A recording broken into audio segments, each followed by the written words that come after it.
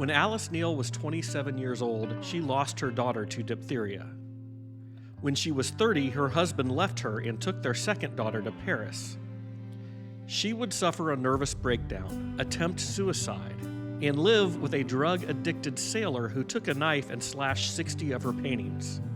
Oh, and at 70 years old, she painted this picture of Andy Warhol. So how did we get from here to here? Well, let's talk about it.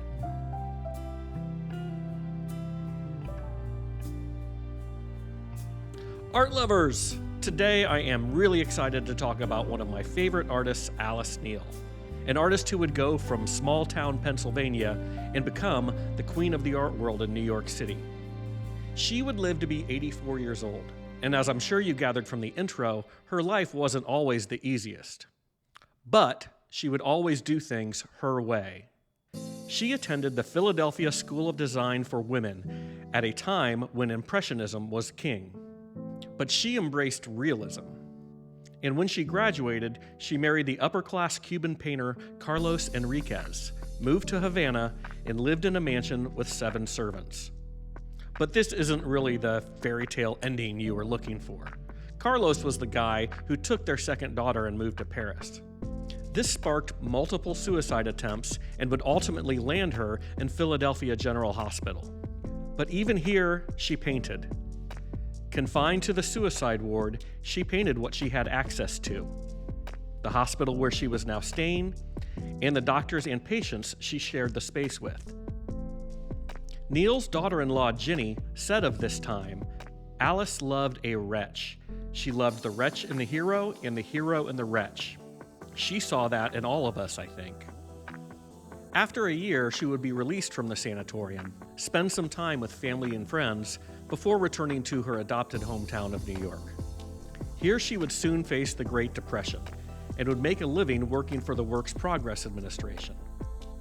But even while living in poverty, she continued to paint. She painted Depression-era scenes. Her friends at the time were artists and political activists, the downtown intellectuals. She moved to Spanish Harlem and continued to paint those around her, in particular the women and children. And it was her portraits of women, particularly the female nude, for which she would gain the most recognition. She wanted to take back the female nude from art history, a place where the woman was always depicted as vulnerable and anonymous. She would paint women as they really are. They are mothers.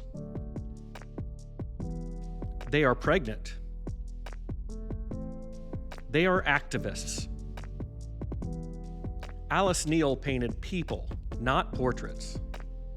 In the 1950s, abstract expressionism was becoming the fashion of the moment, but Neel continued to focus on the figure. And she painted from life. In 1965, she met James Hunter on the streets of New York and asked if she could paint his picture. They agreed to multiple sittings, and during the first, Mr. Hunter revealed to Neel that he had been drafted and would soon be headed to Vietnam. And after several hours, this is how far along they got on that first day. Neel would never see Mr. Hunter again, and the painting would never be finished. No one knows what happened to James Hunter. His name isn't engraved on the Vietnam Wall. But this would change the course of Neel's work forever. Eventually, Neel decided Black Draftee was complete, and she began to do more unfinished, underpainted works. Kelly Baum, curator for Alice Neel's retrospective at the Metropolitan Museum, said, "Clearly she learned something about the power of an unfinished style." And during this time, there was something else happening in the New York art world: pop art. Artists like Roy Lichtenstein, Jasper Johns, and Klaus Oldenburg had been producing art for years.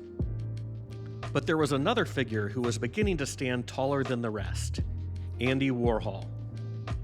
And when we say Warhol's name, we obviously think about things like Campbell's soup cans and Brillo boxes. But we also think about the man himself. Warhol was the king of carefully crafting his own image. The wigs, the Cartier watch, the sometimes strange interviews.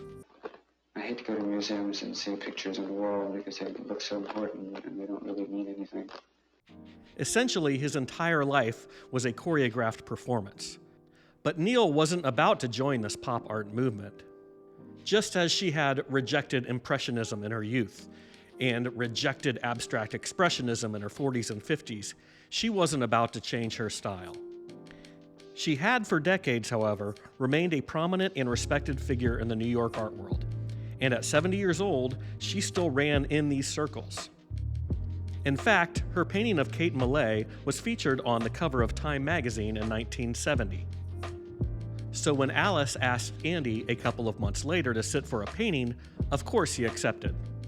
Warhol was 42 and sat atop of the art world. But it's important to remember now that Neel has always painted people, not portraits. So when she took her brush to canvas, she painted Andy as he was, not his choreographed self. Here Andy sits half naked, eyes closed. 2 years prior, he had been shot by Valerie Solanas. His surgical scars and medical corset are now on full display. This is not the Andy Warhol that we typically think of. This is Warhol the man, not Warhol the artist. For the next 14 years, Neel would continue to make work, and at 80 years old, she completed her very first self-portrait. Probably the most honest and brave self-portrait I have ever seen. Neel said her work was more than a profession. It was even a therapy. For there, I just told it as it was. It takes a lot of courage in life to tell it how it is. And all I can say to that is amen. So let me know in the comments what you think of Alice's work. And if you find her story interesting, I think you also might really like the story of Robert Colescott, another artist who truly painted life as he saw it. And I'll put a link to that video right up here. And if you could take a moment and give this video a thumbs up and subscribe to this channel, I would really appreciate it. It really means a lot. So thanks so much for watching, and I look forward to seeing you on the next one. Ciao.